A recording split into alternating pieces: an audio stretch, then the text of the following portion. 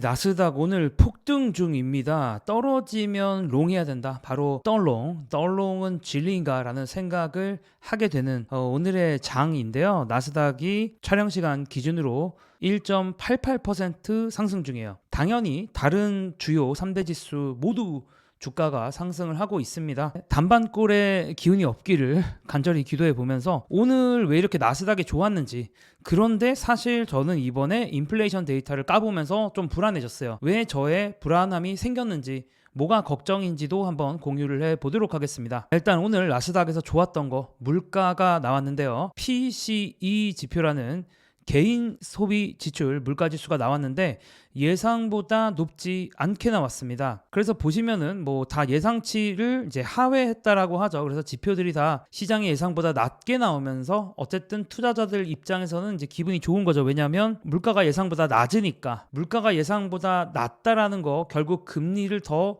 내릴 수 있는 명분이 될 수 있고, 금리를 내린다라는 거는 주가가 올라갈 가능성이 더 높기 때문에 시장에서는 좀 좋게 보고 있고요. 그리고 개인 지출 데이터들도 나왔는데 예상보다 낮게 나왔습니다. 개인들이 지출을 예상보다 덜 하고 있다. 그리고 또 뒤에 보여드릴 애틀랜타 연은의 GDP 나우 같은 데이터, 이런 것도 예상치보다 낮게 나왔는데, 이런 경기와 관련된 것들도 예상치보다 낮게 나오고, 물가 인플레이션 관련된 뭐 미시간대 인플레이션 기대치들도 나왔는데 이런 지표들도 예상보다 낮게 나왔다라는 거. 정리해 보면 물가는 예상보다 낮게 나왔고 경기도 예상보다 약하다라는 그런 지표가 나왔습니다. 럭키 비키 한 거죠. 그래서 금리를 쉽게 낮추지 못하는 이유 중에 하나는 경기가 과열되는 것에 대한 우려, 그리고 물가가 올라가는 것에 대한 우려인데, 이 두 가지가 다 낮게 나왔기 때문에 좋은 거다, 이렇게 생각을 하시면 됩니다. 그러니까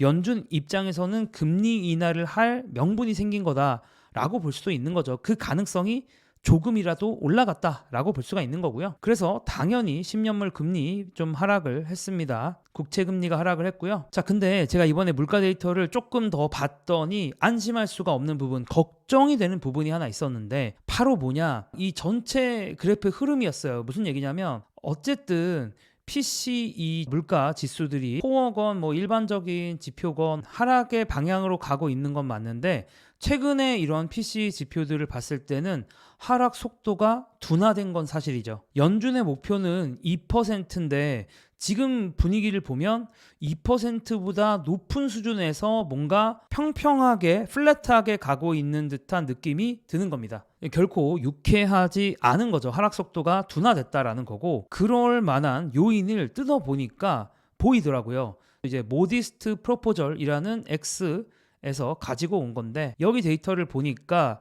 여기 보면 Compensation of Employees랑 Wages and Salaries라는 데이터가 있죠. 이런 세부 데이터를 보면 둘 다 임금과 관련된 데이터인데, 임금과 관련된 데이터가 물가가 상승하는 속도가 6개월 전 이동평균을 해보면 4.85%인데 지금 한 달치 이동평균 보면, 한 달치 데이터 보면 7.25%죠. 여기도 거의 컴펜세이션 요 데이터도 거의 7%가 가깝습니다. 그러니까 무슨 얘기냐, 임금과 급여, 어쨌든 사람한테 돈 주는 거죠. 이게 빠르게 상승하는 중인데, 이러한 임금 상승률이 GDP 성장률과 일치하지 않는다는 거죠. 오히려 GDP는 점점 둔화되고 있는 모습을 보여주는데, 임금 상승은 점점 올라가는 모습을 세부적으로는 오늘 나온 지표에서는 보여줬다라는 얘기입니다. 이 부조화가 좀 있는 거죠. 그러면은 저는 이런 임금과 관련된 인플레이션 움직이는 거 되게 찝찝하거든요. 더 끈끈한 인플레이션이 강해지고 있다라는 지표로 볼 수가 있기 때문입니다. 이런 것들이 좀 제 마음에 들지 않았다, 좀 걱정이 됐다. 어쨌든 물가가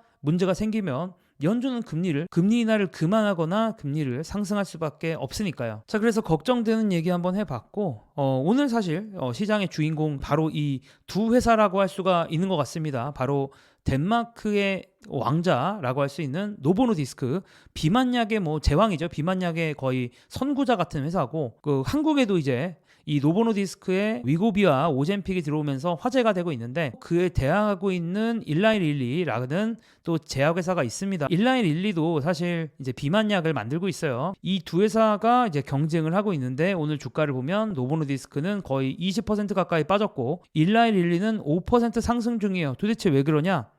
노보노디스크가 새로운 비만약을 지금 또 임상을 하고 있는 게 있거든요. 이게 체중 감량이 데이터가 나왔는데 이 효과 자체가 낮게 나왔어요. 투여한 환자들은 평균 22.7%가 빠졌다고 하는데, 아니 사실 22.7%면 엄청나게 많이 빠진 건데 마음에 안 든다는 거죠. 왜냐하면 애초에 일라인 릴리에서 나온 젯바운드도 22.5%가 빠졌고, 또 지금 새롭게 준비하고 있는 삼상하고 있는 일라인 릴리의 신약도 24%가 빠지니까 그것보다 확실히 약하잖아요. 그래서 일라이 릴리의 경쟁 신약에 비해서 아쉬운 그런 체중 감량 효과를 내다 보니까 시장은 엄청나게 기분이 나쁜 것 같습니다. 그리고 오늘 이슈 중에 하나가 바로 미국 정부 임시 예산안이 부결이 되면서 셧다운이 될 수도 있다. 연방정부의 일부 기능이 정지될 수도 있다라는 게 지금 되게 화제입니다. 또 트럼프도 나오고 또 일론 머스크도 지금 예산안에 반대를 하면서 많은 얘기들이 있는데, 개인적으로는 저는 묻고 싶어요. 이게 언제 연방정부 셧다운이 문제가 된 적이 있었나요?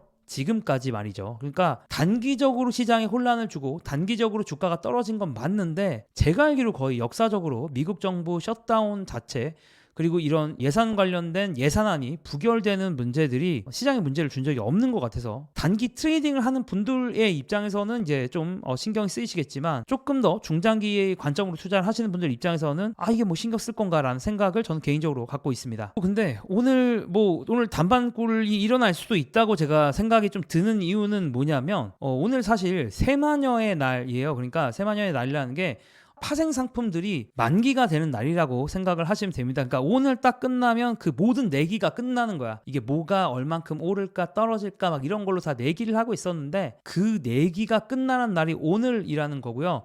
그 내기의 규모가 6.5 트릴리언 달러입니다. 요즘에 이제 하도 파생 시장, 파생 상품 시장이 커지다 보니까 규모가 6.5 트릴리언 달러예요. 물론 이제 요거를 다 넣고 베팅하는 건 아닌데 어쨌든 규모가 어마어마하게 큰 건 사실입니다. 그래서 이제 마지막 날에는 막판에 엄청나게 현물 시장을 바꾸면서 파생 시장에서 승리를 하거나 패배를 할 수가 있기 때문에 이런 날에 막판 변동성이 엄청나다. 그렇기 때문에 사실 제가 초반에 분위기 좋았다라고 말씀드렸지만 이게 어떻게 될지 모른다, 그런 관점으로 오늘 시장을 보는 게 좋은 것 같다라는 말씀을 드리면서 저는 또 다음 영상으로 돌아오도록 하겠습니다. 감사합니다.